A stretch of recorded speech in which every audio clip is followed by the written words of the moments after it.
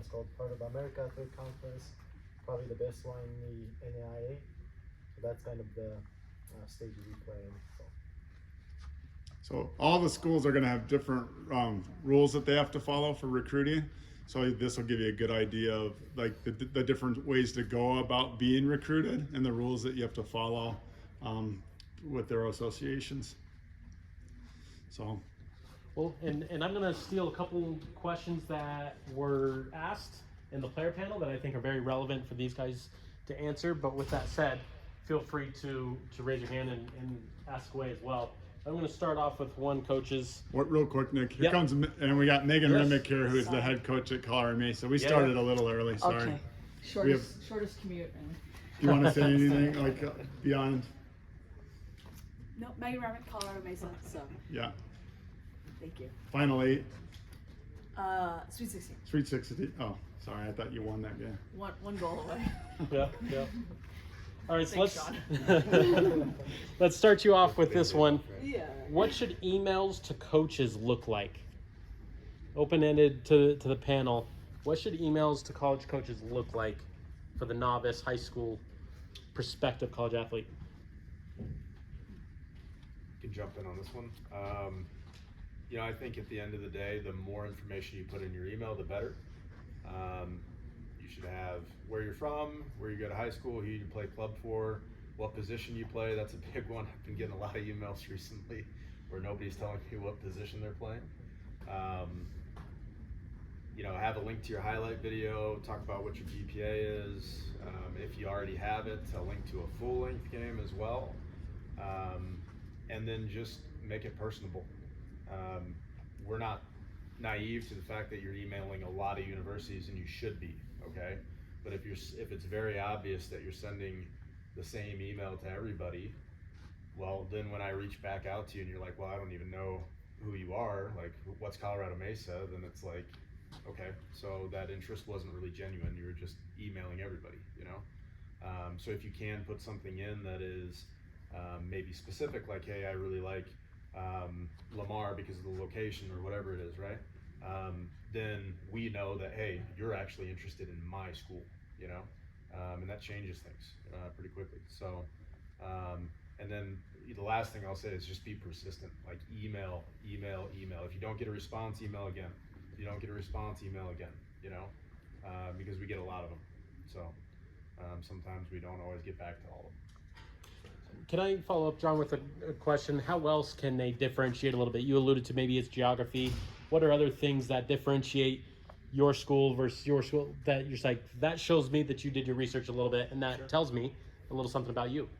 Yeah, I mean, maybe it's the facility that we play in. Maybe it's the academic program that the school offers that is unique, So like if you want to be a marine biologist and you email Colorado Mesa University and you're like, I really love your marine biology program, I'm gonna know right away that email shouldn't have gone to me, So just, every school is gonna be different as to what interests you about that school, right? If you're not interested in the school, then I'm not really sure why you're emailing them to begin with, right? So, find out what it is that interests you about that school, I'd say if you have any personal connections as well, if a family member went there, like a grandparent, played in the conference or something, those are kind of things that can help us kind of know what your family, background and history is too. Coaches, anything I think else? they hit it on the nail. Sure. The more information, the better. Upcoming big tournaments that you're playing in. If you see us sign in that we're going to attend a tournament and you're playing in it, let us know. Give us your times. Doesn't guarantee that we'll be there for all 3 games or we'll even be there for a full game, but at least gives us a chance to see you in person. Try to make that personal connection. Just an email. If you need to see a coach at a tournament, go introduce yourself to him. Try to make it personal. Oh, can I follow up again on something you said, John? You said email again. What is it for the naive high school athlete? Does that mean once a week? Does that mean multiple times a week? Does that mean once a month? How? There's no right or wrong answer. Okay. If you want to send one, I've had kids email me once a day. Wow. Eventually I'm like, all right, well, I need to respond to this kid and let him know like where he stands. Okay. that's okay. you Okay. know? Honestly, if a coach takes offense to that, do you really want to play for that coach anyways? You know, so just be persistent. I mean, my rule has always been squeaky wheel gets the grease. So, I mean, there have been people, there's somebody that I just committed recently that I missed his email, and then I was going back through, and he emailed me about 2 months ago, and I got back to him, and he just committed recently. So it would be very nice if he had emailed me once a week, and then he is constantly in my mind. So now every time I'm like, okay, that recruit's gone, I'm looking for a holding midfielder. There's this one guy that's emailed me 15 times. Maybe I respond to that email. I take a look at that film. I think the biggest thing as far as to include in the email is you need to include either, like he said, film of a full game, highlights, or somewhere where you're going to be playing. I mean, I love people reaching out, but if they give me no information how I'm going to see them play, then there's not really anything I can do if I'm never going to be able to see them play. So, especially for the sophomores, juniors that are here, filming as many games as you can so you can have a very quality highlight reel. And I'll just kind of go into it. As far as the highlight reels, I think often people, like, let's say a forward, it's like, I'm only going to show my goals. Maybe you scored 15 goals in a season, great, but how many aspects to the game does a forward have? His ability to connect with his teammates, the runs that he's making, his defensive side of the game. I don't really care if people include PKs in their highlight reel personally. I don't know if you guys do, but it's like watching you take a PK shows me nothing about your game. Now, you being able to connect 3 or 4 passes or playing that through ball, that shows me something about what you're looking to do. So as far as including in that email, it needs to be some way that we can see you play in the near future. Do you guys like the highlight packages that people spend $3,000 on, or can they just do like their own? Do it yourself. Yeah. The only critique that I will have is people that send me 30 clips that are individually clipped. I think a lot of it is where prove to us that you truly are putting in the effort on your side. I am not going to sit through clicking through 30 different YouTube clips, because by the 15th, I don't even know who I'm watching by that point. The other thing is also making sure that you distinguish who you are, whether it is by number, description of what you look like, or the best is if you can highlight in the video, circle, arrow, whatever it may be. We don't really care, as long as we know who we're looking at. That's something else that I see all the time is they send me their highlight reel and I say, looks great, who am I looking at? So then they have to go back and re-edit it, and so make sure when you send that stuff, you're very clear on who we are looking at, because obviously as the individual, it seems like it's a basic thing, but I receive plenty of emails every day, so you gotta have something to distinguish yourself so I know who I'm talking to. Yeah. And then also maybe take some time to reflect like what kind of player you are, or what you value on the field, because as a center back, if you value on winning the ball 50-50 or winning the ball in the air, maybe focus a little bit more on that. And then if coach likes it that way, you have good match already. So maybe spend some time to reflect on that. And then, I've had some kids maybe looked up our roster and tell me, hey, I'm a goalkeeper, and I can see that you have a few goalkeepers graduating next year. I think that would be a good fit, so that I can see that you actually did research. So that's also another way to show that you did research. And I know many of you would use template email, but if you put wrong university name or wrong mascot, or if I'm receiving email with 20 other coaches, I'm probably gonna move on right away, so be careful with that. I hope I'm stating the obvious with the highlight reel, but have a build up to that highlight. Don't just have your 2-second clip of you making the pass and then it's off to the next 2-second clip. Have a build up of what was the movement like to receive the ball, to then find that next play that you were involved in that was a good highlight for you. Don't just be so quick to just catch that one little moment and snip it in time. They want to see, again, what was that decision making to get on the ball in the first place? What link of play through what part of the field were you relevant in, and were you able to start anticipating, oh, that's the timing of it, now I'm going, right? Show them those pieces, not just literally the one moment that took place.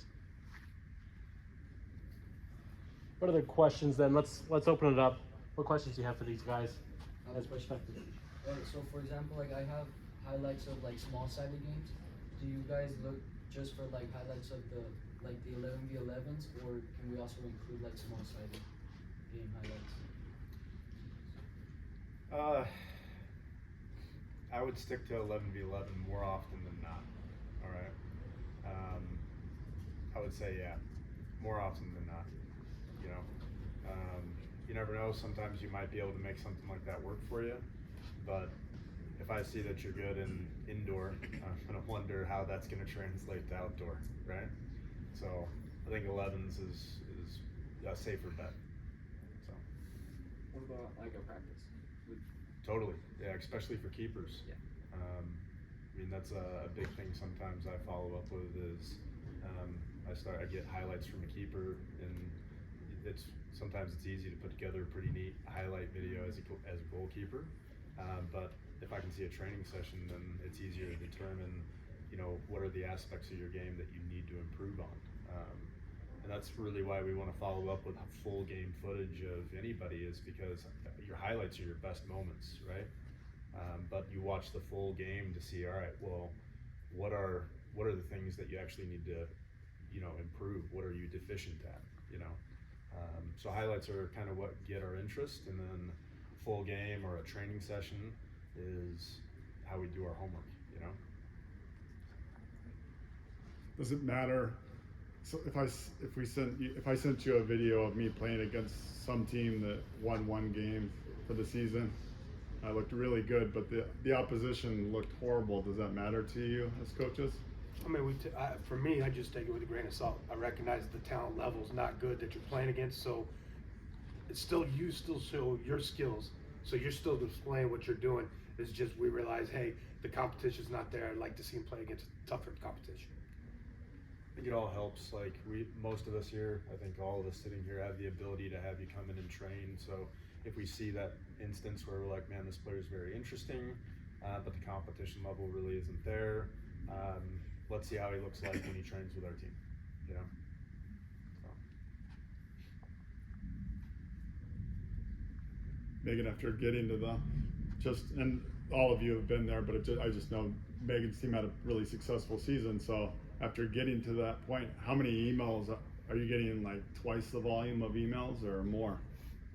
Yeah, I mean, it may have increased a bit. I'd say honestly, probably everyone up here probably receives a fair bit. I think probably the biggest part of the recruiting process, for me at least, is it's a player driven process. I think a lot of people think, oh, if I go to a showcase tournament, all of a sudden the coaches will be at my field and then they'll all reach out to me. But I think really, even for emails, for every aspect of this, it's really driven by the player, and the players who are most invested, spend the most time, are most persistent, are the players that end up in the areas and the places that they want to go. So I think that's the biggest takeaway for me for whatever you're doing. It's just you really drive the process for the most part for probably everybody. That's majority of players on our roster. When Keith from UCCS left, he said to pass this on, but he said, oh yeah, there are some players I really like. The players in this area are really good. We're impressed. And I said, are there specific people that you want to reach out to? And he said exactly that. He said, I don't really reach out to anyone unless they're like a blue chip, you know, all-American stud. They need to reach out to me, because while there's some very good players here, they kind of almost, and correct me if I'm wrong, use this to evaluate you. Are you reaching out? Are you showing initiative? Do you seem really determined and want to play at their school? And you've all kind of said that over and over. So we'll get you all the contact information for all the coaches here so you can bombard them with more emails. Is it beneficial to email you prior to their junior year? Nothing ever hurts. All right, just be like, dude, there's gonna be different rules for all of us up here, right? So in Division II, we can't really respond until June 15th prior to senior year. All we can really do is respond and say, hey, come to camp, you know? That's a pretty generic response. You know, with junior college and NAIA, they don't have those restrictions, so they can respond and say like, hey, here's more information about my school. It's still early. I personally don't recruit that far ahead very often, but it's these guys have a little more flexibility than what a Division II or like an NCAA school would have, So, yeah. What do you guys think? I'd agree. There's no harm. Typically, I'd say the same. Where if you're going to be emailing me your sophomore year, I better see emails continuing into junior, senior year. Because if I see something sophomore year, I'll kind of mark it down and say, okay, I'm glad he's interested. But if I don't see any continuation, I'm not going to be reaching out your senior year saying, hey, I know you sent me an email 2 years ago. I'd love to get in touch. So that initial email is great, but then at that point, especially, it's how do you follow up? Are you coming to camps? Are you sending more emails? Are you sending continued film? That's another thing that I have players do where it's literally he would send me a film, he would send me an email every game that he played. Hey, I have a highlight reel for my last game. So I have, 30 different emails from him with different highlights from every single game he played in. So how do we follow up after? For me, it's a little different. It just depends where I'm at in recruiting. Some years I'm ahead and I'm done with my senior class for next year, and I'll start looking at juniors and sophomores ahead of time. If I'm behind, then I'm really not looking at sophomores. I'm really focused on still trying to get that junior and senior because I'm behind the game in the recruiting. It just kind of depends where I'm at. If I'm at a big tournament and a sophomore does reach out to me, I usually will try to stop by and see them play so that I can at least make that connection. But it really doesn't start the heavy recruitment until later on. Question for the group. Anybody who here before today heard of NAIA as a level to play? 50-50? Sure, I'm going to pinpoint this one on you. What is a little bit different, unique, and would you say is an advantage to say, did you know that we allow this that maybe NCAA is not able to do? What's some unique pieces? Yeah, I think recruiting rules, it's much more flexible or less rules. Mm-hmm. When I went to school, I didn't realize, there was different divisions. So I think it's important for you to do some homework as well. And then we can give athletic scholarships, so that's also a good, some schools, of course, Division III, they can't do that. But I don't know, what else is different, guys? How old was Alan when he played at Mount Mercy? Was like 30 years old, had already played professionally? Yeah, well, so Alan's case I think was a little bit different because he served in military, so Yes. he gets kind of a exemption. But Okay. in the NAIA you tend to see a little bit older players who somehow got eligible. And then like our team, we have 18-year-olds coming from Kansas or coming from different country, and then in our conference there's a Hungarian former youth national team player who used to play in pro, somehow playing against us, as a 26-year-old, or we have this Italian keeper that we had to play against. I think he played in Serie C, and again somehow ended up in Missouri, and then he went to somewhere in Division I. So you'll see lots of different talents, and then some players are really amazing, but we also have good players growing within that program, so we can compete against those guys as well. So it's different kind of beast you have to be ready for. Doug, right? Yep. Justin? Yeah. JC. I think some prospective college athletes say, I only go to a JC if I get bad grades. Like that's what I've heard. What are your thoughts? Like, what is the draw for a JC, in your opinion? Be like, it's a sweet spot because Less expensive is the biggest thing. It's also, it depended on the school. A lot of schools for NJC just changed a few years ago, but used to not let people who are studying trades play athletics because they weren't real academic credits. That has changed. So my school has welding. I have 2 players in welding. I have a couple players in the cosmetology, learning how to be a barber. That even though it's not the traditional academic route, there are still ways to play college and get a trade that's going to give you an occupation for the rest of your life. Yeah. Anything to add to that? Well, I think 2 things. One, you brought up grades. I'll even speak from my standpoint. If your grades aren't good, I'm probably not going to talk to you. The reason being, you have to, I think we travel more than a lot of people. We're traveling up to Washington. Nevada, Arizona. I mean, we have drives that are like 16, 17 hours. So if you're going to be missing a week of classes, I need to know that I don't have to be babysitting you every time. Did you go to class? Did you get this taken care of? We have grade checks just like we do in high school, where if you are failing a class, we don't let you travel. So I know every coach is going to be a little bit different with that, but personally, grades is number one. You have to make sure that you have good grades now, so that you're proving to us that you're doing what you need to do to be ready. As far as the other side of it, often what I say, what happens at a lot of four-year schools, I think, is that there are going to be a number of freshmen, sophomores that are kind of building into being able to become a starter. So maybe you're only playing 15, 20 minutes.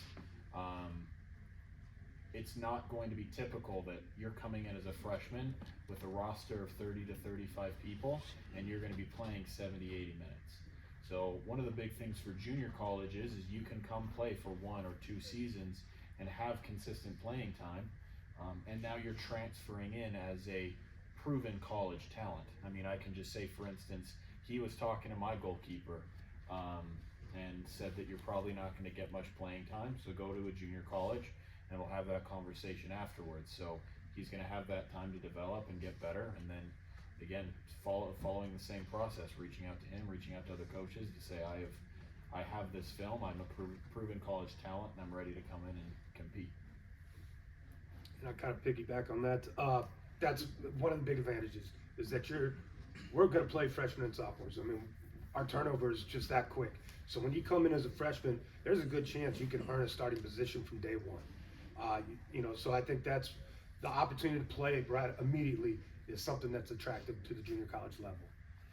I think cost is usually less expensive. That's another thing. Travel, depending on where you're at, but travel seems to be not as much depending on what conference you're in. Just little things. And then academics, I mean, I don't know if it's a draw, but we don't have a requirement for an SAT or ACT score to get in. You have a high school diploma, you can come. So maybe you're great in school, but you struggle in testing. I'll take a chance on you as long as I know that you're going to do the work and you can do it in school.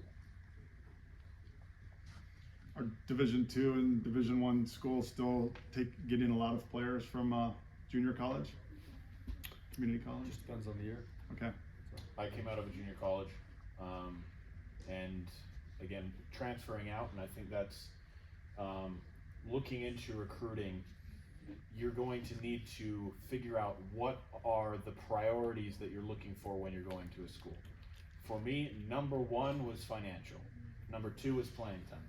So I received multiple D1 offers coming out of a junior college, but when you're looking at an out-of-state tuition of $75,000 and I get a $40,000 scholarship, I can tell you guys, I got a $40,000 scholarship, but that would be $60,000 over 2 years. It's a lot of money for me. So that's one of the big things I would say is identify those absolute bare minimum. I need to have that going into a school, and it allows you to make decisions from there. So I think as far as, I don't know, potentially local guys going to Colorado Mesa or going into a junior college, allows you to get that affordability, and then looking to get a scholarship moving on. I was able to get a full tuition plus a little bit extra at a D2 school. So it is very possible. It's going to be very much dependent on the coach, and it is going to be the same thing we'll say with everything else. Transferring out of a JUCO is going to be the exact same as trying to get into a four-year university out of high school. It is sending emails, it is sending film, it is being as consistent and as annoying as possible to a coach so that they know that you're interested. Megan, did you have something as well? I think the transfer portal has added a few new wrinkles for everybody. It now, there's more competition for junior college players for players moving on to the next level. But it just really comes down to what the coach is looking for, and from either junior college or transfer portal, I think you can be successful. You just alluded to something that was posed in the player panel that we didn't get to. This is a loaded question, I know, for all of you, but I'll ask it. What do coaches look for in players? And I know that's going to differ, but I'll leave it. What are some key traits, if you want to specify positions, but that was posed by one of the players earlier. What do college coaches look for when recruiting? Loaded, but I'll leave it to you to answer. I'll say the number one thing I'm looking for is somebody that's got the right attitude. Okay. Somebody who's willing to work hard every day to get better, and is going to come in, even if he's a starter or he's coming off the bench, is going to have that same positive attitude every day. That's what I feed off of. And then after that, I kind of look at the talent. Of course, we want the highest talent and everything, but I really want to, I would take a less talented player that's a good fit for my team and has the right attitude, rather than a superstar who's going to be a pain in the butt the whole time. Okay. Yeah, I mean, it's going to vary from program to program, right? Mm-hmm. Some of it depends on what that program's ambitions are, what their expectations are in terms of, success.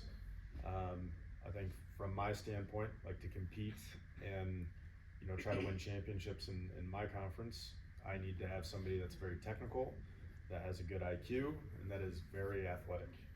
So pace, strength, whatever it may be, that's, those are guys that change games, right? Doesn't mean that everybody on my team is the fastest guy in the world, but sometimes a player can get away with it by having a higher IQ or maybe having a really high technical aptitude, but more often than not, we're looking for a well-rounded player in those categories, In addition to that, we talk about CMU being an elite place. I'm sure all of us have,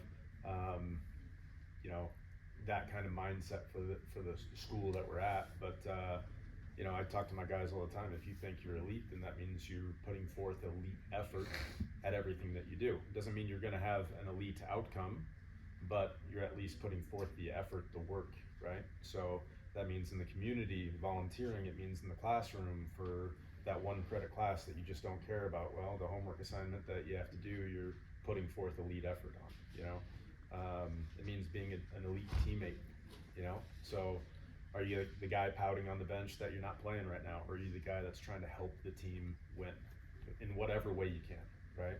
So it might be 2 minutes, it might be not playing at all, but how do you keep, the guy next to you or the guy in front of you focused so that he's playing at a high level,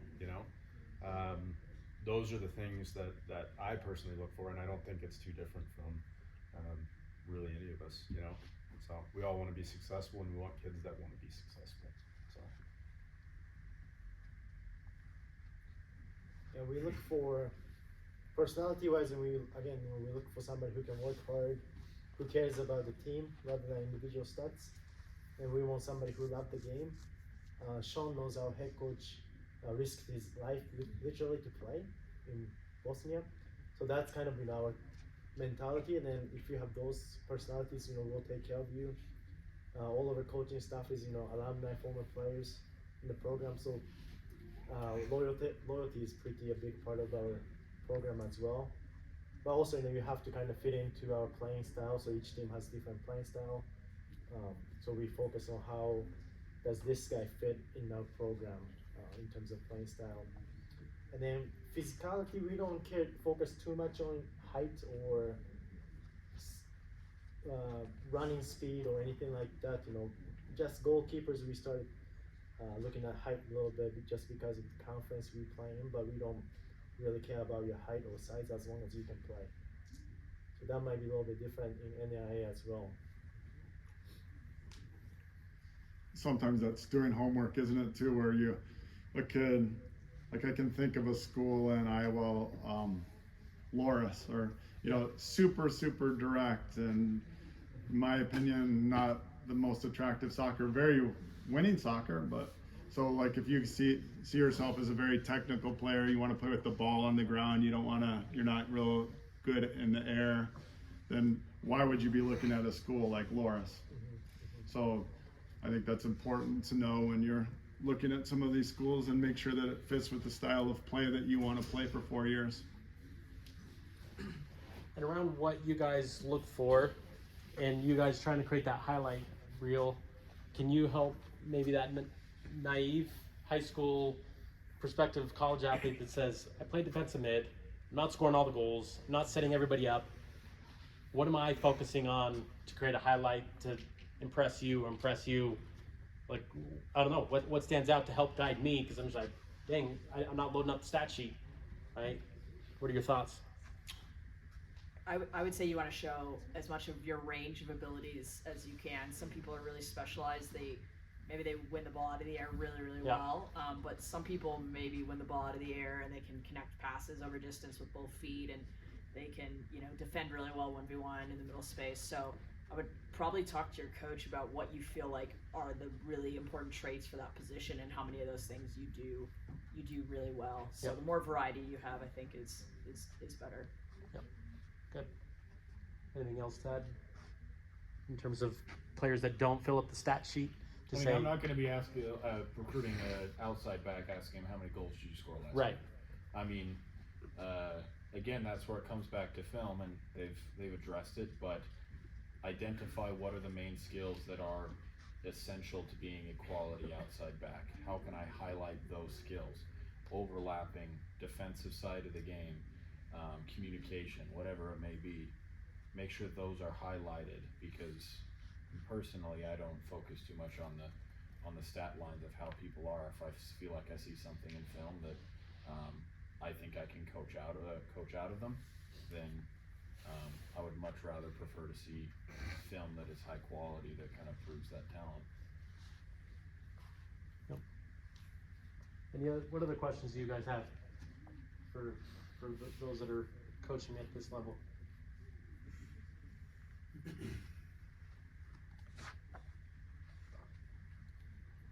Anything communication wise? I know that came up in our player panel of how do you get them to call you back, and maybe I'll throw that one to you, since we're not getting people to raise their hands. What can you fill these boys and girls in when it comes to communication, and how that differs amongst the levels that you coach at? I mean, I think kind of consistently bugging them with emails, giving them your phone number. I know I like to go from email to text message to talking to you on the phone. And is that from sophomore year to junior year to senior? You've got zero issue as a junior college coach, correct? No. Yep. No ties, no, hey, I can't return your call. No limitations. John and Megan different. Yeah, but there's never any limitations on the player. Yeah. So the player can always email us and can always call us. Yep. So from your guys' end, you don't have to worry about anything. There you go. But if someone's a sophomore and they give you a call and leave a message, you can't call them back, right? Correct. When can you call them back? June 15th, before Oh, the junior year. okay. Anything else to add to communication, or any other questions from a communication standpoint when it comes to with staff? How about the timing? My team's going to a showcase. What are we in? We're just the beginning of March. I know my team's going to a showcase in May. What's a good time to get on your radar to say, hey John, I'm going to be in Denver for this showcase? Should I tell you 2 months ahead and then follow that up 1 month and 1 week? Thoughts? Absolutely. What you All of just it? said. Okay. Yeah. If you just email me 2 months ahead, I'm gonna forget about it. Email me 2 months ahead. Email me the week of, like on a Monday or a Tuesday. That'd be ideal. Yeah. And let's get into that email, because that's a different email than me introducing myself. It's, I want to come have him watch me play. What should that sound like from your opinions as college coaches? Be like, give me these details, because Sure. some people want me to watch him play in Denver. And Sure. Like if you know we're heading to a tournament that you're going to be at, put it in the subject line. You know, like we went to PDT 2 weeks ago, or maybe it was last weekend. No, it was 2 weeks ago. Time flies. So if somebody put PDT like on Monday, and I see PDT this weekend game schedule, like I automatically open that email and write down, you know, what that looks like, you know, or add that to my schedule. It doesn't, like we've talked about, it doesn't mean that I'll get to your game necessarily. There was, I think, 3 or 4 games that I wanted to get to, but just couldn't make it work, you know. And that happens sometimes, but I at least it was on my radar. You know, if you don't send me that, it's not on my radar, you know. But I mean, doing it the week of and maybe a couple weeks out and a month ahead, just persistence. That's the name of the game. You know? and you want to know what time, field, position you're going to play, still jersey number, basic information. But I think sometimes it gets overlooked of, hey, I play center midfielder for this team, and you made it at like not even vanilla. Yeah. You know, and I think that is a challenge for you to navigate. Jersey number, jersey colors. You know, sometimes in advance you know what color jersey you're wearing for each game, so that's helpful. But yeah, field numbers, all that times, that just helps speed the process up for me, so I don't have to go hunt through the schedule to find it. So. For goalkeepers, I would say if there's 2 goalkeepers on your team, which half you're gonna play? Because usually we're only coming to a half. So if we come to the half, you're not playing. Yeah. We may not be able to come back with how we've planned out the schedule. And your question about timing, I would say like we sometimes have an idea of what events we're going to over the course of the year, but sometimes we just base it on like we get a bunch of people tell us they're going to this event, so maybe that's now on our radar. So the earliest you know about it, I would let people know. And when you get your schedule for the tournament, I would send that right away, because a lot of times we start putting those things together, they take a little bit of time. If you email a Friday before the event, there's like very little chance you're getting on our schedule. So you want to email that as soon as you can. Perfect. How about this one? Anybody in here ever look at what colleges are going to attend a certain showcase? Yeah? How about that one, coaches? Just because you're attending, are you going to go watch him play because you're on the list of college coaches that said, yeah, I'll be there? Thoughts? Because I feel like especially, I had that question a lot from parents, or assumption from parents, even more so from the kids. Shoot, these colleges are going to be there, they're totally going to see you play. Follow up on that one? I mean, I think if you make send me an email and make that direct connection. Yeah. But unless I have a reason to go see that team, I'm not just going to randomly show up to somebody's game. Yeah. And especially if I don't know who I'm watching. Some tournaments are more organized and they'll give you all the information. But other tournaments I'm going and I'm just going to see the players I know that are going to be there because I don't know who anybody else is. Yep. So don't get that assumption to assume just because a university is going to be represented at that showcase you're going to, oh, they should be come see me play at some point by chance. Yeah. I will say with that, like sometimes your club name will get us at a game. Sometimes if we know of you from prior, that'll get us to a game. But other times volume helps. So if your club or your coach really gets your team organized, you have a motivated team, and I get emails from 5 or 6 players on the same team, I'm more likely to probably go see that game because that's going to knock off a lot of kids on the list. So rallying your teammates to also be, if they're motivated to do this early, will help. What other questions you guys have? College world.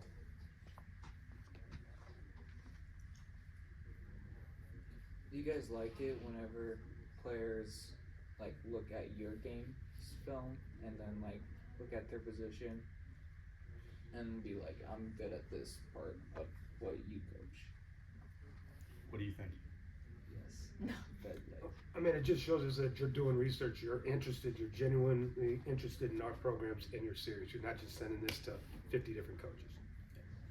That's a great point. Like, and you know, I think your question's more of making a point. Like, that's it just really is. It's a good point. Like, the more you watch of teams, the more you find out. Like Sean was saying, if their style of play suits you, you know, if you can see yourself playing at that school, right? And then also trying to evaluate, like, hey, can I actually do the things that they're asking their players to do? You know, so yeah, more of a, I think, standout point there than a question. Good job. I would say if I received an email from a player and they had watched our game film and evaluated that position, they would instantly probably be in the top 5%, 10% of emails we ever receive. So it'd be a really good way to distinguish yourself. What if they come to your game and watch and wait and come introduce themselves to you? Is that, you ever have kids do that? I would say kids that are motivated and advocate for themselves, it's a great thing.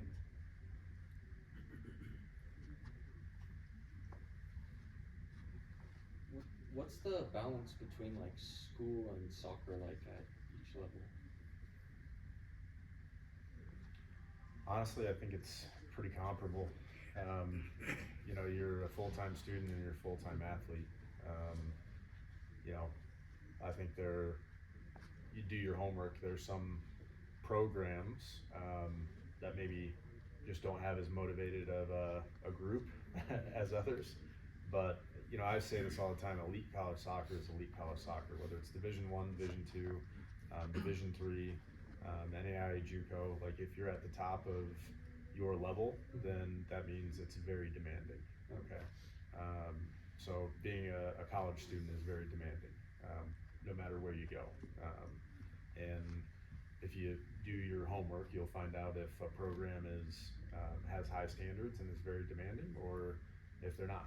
But more often than not, it's going to be more demanding than anything you've experienced. Okay, we train 6 times a week or play games 6 times, or there's 6 days a week that we're either training or playing games when we're in season. How many times in your career have you had that experience? You know, that's demanding. You know, sometimes in those 6 days, we're lifting and training, so that's a double session. You know, when we're in the off season, we're still training 5 days a week in one capacity or another. Maybe we're in the weight room, maybe we're training on the field, maybe some days we're doing both. So it's demanding. So.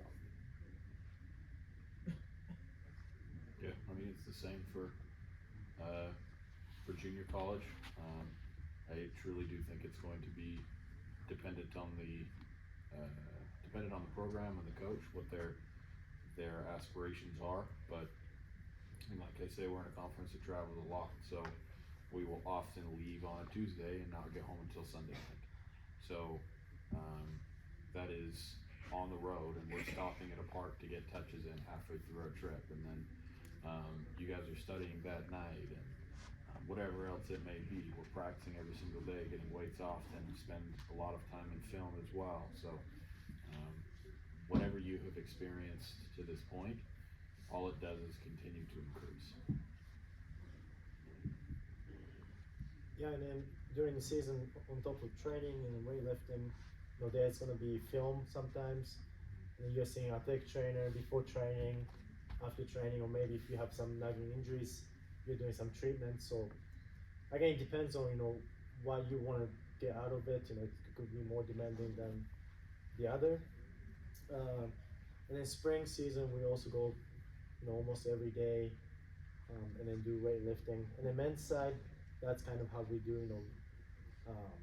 We let the boys play a little bit in the spring rather than practice.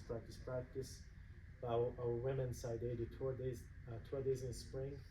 So weightlifting or conditioning in the morning, and they go outdoors and training. So that really depends on the program as well. Speaking of it depends on the program, I think every coach, regardless of level, has the challenge of how do you cater to team development as well as individual development. So based on the program that you have in your space, how would you say you not meet the needs, but try to, and catering is not the right word, but how do you make time to develop the individual within your program to say, we strive to make sure we make a point to do this, and this on an individual level to help each player? Thoughts? We'll start with Megan and work our way down. Well, I'd say in general, collegiate soccer is the most condensed season of any collegiate sport. So we have the most games in the shortest amount of time. So when we're in season, it's very much of preparing for 2 games a week and recovering from those games. So in general, in our fall season, there's not a lot of time that we're really trying to get scouting reports and improve what we can with the team. In our spring season, like these guys have mentioned, it's a different setup. There's a lot more time for individual development. So sometimes it depends on the time of year. How about in the spring, to follow up with you real quick, what do you do differently than in the spring, knowing the time is different and how it can be managed to cater to the individual to say, we make a point to do X, Y, and Z, because we're never doing that in the fall? It may depend on the structure of the level. We have 2 different segments. One, we're a little bit more limited. One is a little bit more open with some game dates. So it kind of depends on the part of the spring as well. But probably for most people, there's less time in the fall for like gains in the weight room as well. So that may be more in the spring. You may focus more on athleticism in general, because you don't really have that with the load that players have in the fall. So it will just depend on probably program by program how they structure that. Sure. And I'm probably a little bit different, but I really, in the fall, focus on the team. It's development, trying to get results, trying to win games. And in the spring, it's more about development, getting everybody to get playing time, get participation. One of the things my assistant and I go before practice and after practice, stick around so that anybody that needs individual training or wants to work on things, we're available after and before practice. But really, most of that's development individually is in the spring. Okay. Something we started doing this year with our group, because in season, like we're all the same. Like you're training to prepare for a game, and you might have one really intense training session in a week, and then you have a pre-game session where it's a little lighter because the next day you're playing, and then the day after that it's a recovery session. So one session a week is not really gonna develop you as an individual. You know, that time is more spent on developing the team, right? So something we did this year was an individual development plan for each guy, because in season you're gonna have to take ownership of that. It's gonna have to be things that you're doing on your own outside of training if you want to develop in season, okay? So we sat down with the guys and said, what are 3 things that you think you need to improve on as an individual, and here, what's a plan, like what's something you can do to actually improve those things. So we met with the guys, put that plan in place, and at the end of the season kind of followed up with it, and then again at the start of this semester we followed up with them again, see if things are changing, how are we progressing with our plan, are we actually doing the things that we say we're doing, and then just like anybody else in the spring we train a lot more, so it's less games, so you're training and we can pull things out that we want to focus on for a certain position or for a certain group of guys, but it's kind of that same thing. If you want to develop in college, you're one of 30 players on a roster, okay? You have to take ownership of that, okay? If you're waiting on a coach to wave his wand and make you a better player or make you a faster player or a more technical player, it's not going to happen, all right? It's the work that you put in. That's just the reality, Yeah, kind of the same as them.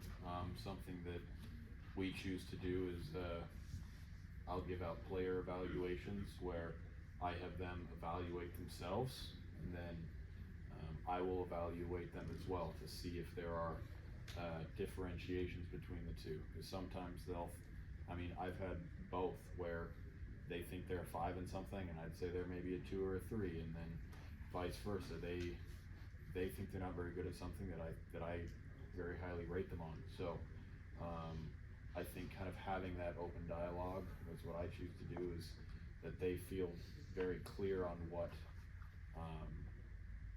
I feel like their best skills are and things I need them to work on to prove themselves to me. But I would reiterate that right now is the time to set the foundation of improving on your own, because again, roster sizes can be very large, 30, 35 people. If that roster, or if that team has 2 coaches, they're not going to be able to have an individual session with 35 people. So if you're going out and getting touches 20 minutes a day, 30 minutes a day, on your own, those will be the things that we start to notice a month, 2 months down the line. You start that now, by the time you're getting to us, those are the things you'll notice. And you'll already have those foundations that we will see you continue to work on your own during the season, in particular in the off season as well. Yeah, as these coaches said, fall is more focused on team getting results, but we still try to make it, competitive within the team. So you're getting better off practices. We can see who watches the film, how many minutes, how many hours you spend each week. So that's also kind of, our players' responsibility to spend some time watching the film on their own so they can improve. And then the guys who don't get enough minutes on the game, we let them play the day after the game, while maybe starters plus a couple guys do recovery. We still try to keep it, AVA or things like that. So we try to make it competitive so you can get better, but again, spring is more focused on more individual improvement, what we can do together to be better team in August. And summer is important too. You can take a break a little bit, but you still need to keep working hard. And some guys, play on those UPSL or USL2, those teams, and if they want to play in summer leagues, we help to get them on the team as well. So that's kind of year-round process for us. Any other questions as info is being shared? Anything else that you can think of? No. I have one more then. How do you approach feedback and expectations with players? You two alluded to with player evaluations, but is that once a year? Is that once every 4 months? And so thoughts on how you address those expectations and just communication in general, and how you choose to tackle it or not tackle it. I think some of the challenges that I think of then is the player that doesn't get much play time. It's like, why am I not getting play time, Megan? Like, what am I doing wrong? Right? How do you approach maybe something like that, or whatever comes to mind for you? Yeah, I would say it probably varies for everybody. Yep. Every coach is probably looking to get as much contact points with the players as they can. We do a structure where we call it jersey number meetings. We meet with every player on the day of the month of their jersey number. So we are getting face to face with players. Sometimes somehow beyond what we see them in practice. So we're trying to get insight into where they are as a person as well. But yeah, I think those setting those expectations of your program is probably the key piece, and something you should do in recruiting as well, to make sure you're bringing in the right people that have the right expectations. I do a little different. I do individual meetings with every player right at the end of training camp before we start the season. And then right at the end of the season, we have another individual meeting and we go through the progress of the season. And then when we come back in the second semester, we'll discuss again at the beginning what our expectations are for the spring. And then we reevaluate it at the end of the spring season and kind of go, what do you need to do in the summer to prepare for next year? Nice. Yeah, same thing. We meet anywhere from 4 to 6 times over the course of the year.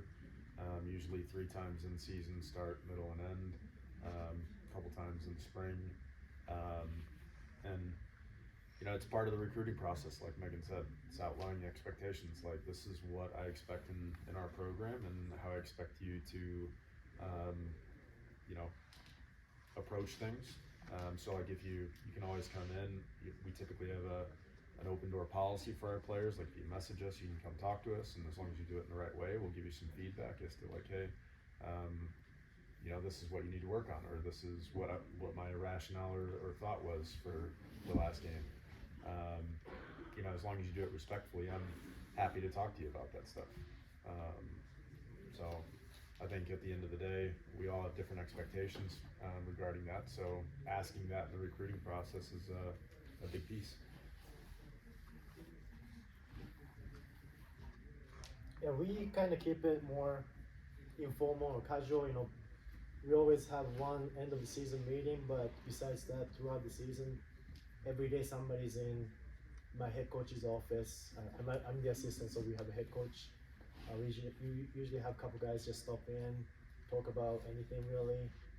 And then usually I run the training session, so he talks to every single players, every practice. So, I'm running session and turn around, coach and the one player is talking for a long time, and I'm like, okay, we gotta practice, guys.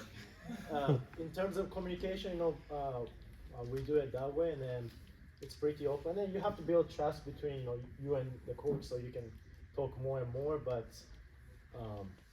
I think it goes both ways.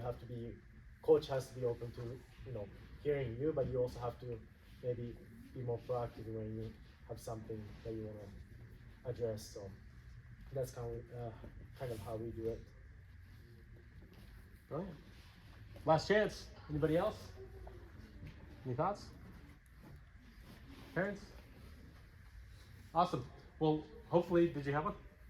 You good? I have one last thought. Yeah. Because I think it's a little more challenging to be on the Western Slope and to have schools see them. So we talked about film, reaching out with email, attending showcase camps. What else can these kids do to be seen by you? If they're really interested in my school, I will invite them down for a campus visit, and they'll be able to train with our team. Mm-hmm. And that's that's one thing that I try to do is bring in groups of 8 or 10 players. Recruits come on the same day, so we can get a chance to meet them all individually, but then they get a chance as a group to be able to play with our guys and get a feel of where they fit within the team. Cool.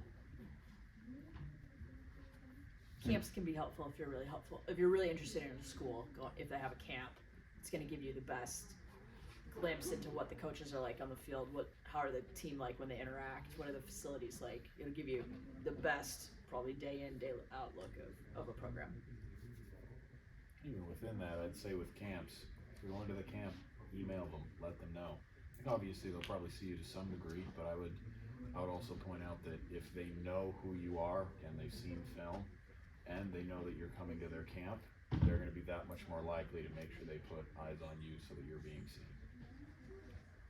And then we like, having kids to campus visit, and then of course from Colorado to Iowa, probably you have to fly, maybe you can drive, and then the school reimburses up to $350. So if you can find good flight tickets, you can potentially get it covered, or maybe combine 2-3 different college visits, so you're not spending a lot of money on one school. So you could do that, and then if you can come on campus visit, you can see everything. You can talk to advisor, professor, ask coaches, and then join training if the schedule works out. So maybe kind of figure out which 5 schools or top 10 schools that are you looking into, as your top 10 or top 5, and then maybe next step would be to visit them really and talk to them in person. Joining training just seems like such a great opportunity to see if you're at that level, how the kids play, what you need to do better, if it's even a good fit for you. It seems such a good opportunity that you all provide. I mean, just to be clear, to clarify there, we don't necessarily just let anybody come train. At least for me, I would have a kid every day, it'd just be really disruptive, It's typically kids that we're really interested in, or we just really need to see a little bit more on. I think, you're on the Western Slope.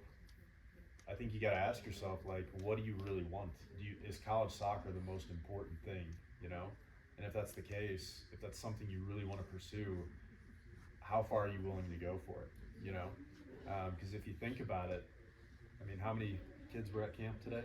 Almost 40? Yeah, 50 maybe. Okay. I think the stat is 7% of kids are going to go on and play college soccer.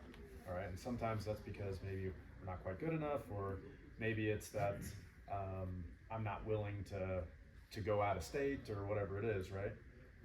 But when you think about it, there are, correct me if I'm wrong, we got CMU, Fort Lewis, Western, Colorado Community College. Any other men's soccer programs on the Western Slope? I think that's it. So if it's man, I'm not leaving the Western Slope and I really want to play college soccer, that's not a lot of options, There are schools all over this country, all right? And you just have to decide, what's most important to you. If it's well, I'm only willing to play on the Western Slope for that experience, then chances are pretty good you might not play college soccer. 7%, right? And you're limiting your options even smaller, I had that conversation with somebody, I think a month ago. It was you're putting all your eggs into the CMU basket.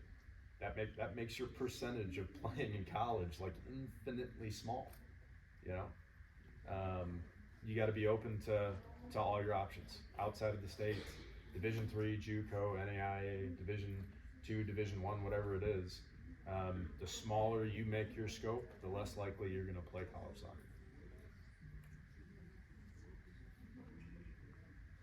Well, I'll conclude with this. I hope you guys have some takeaways from both the player panel and the coaches panel. And I think one of the biggest things I hope you take away is you're not alone in your journey to try to play at the collegiate level. I know things were much different when I was going through that recruiting phase, and it was very isolating because it was there weren't many people that knew what to do, how to do it, when to do it. And hopefully this is the start for some of you. Hopefully it's a continuation for a lot of you. but just know we're here as resources. For those of you that play at this club, know that Sean and I are available to answer questions. For those of you that don't play at this club, you're like, you can reach out to us. You're a phone call away, you're an email away. So just make sure you guys remember that as you're navigating these questions to say, what do I do next? When should I be doing that next? What should this look like? You don't have to do it by yourself, but obviously the internet's at your disposal as well. It's a great resource for a lot of things to pick other people's brains and see what other people are doing. So thank you for taking the time though, because I think that's the most important thing is you showing up and at least getting yourself exposed to this information to say, what do I want to do with it? So good stuff. Thank you. Thank you, Thank you, guys. coaches. Thanks, coaches.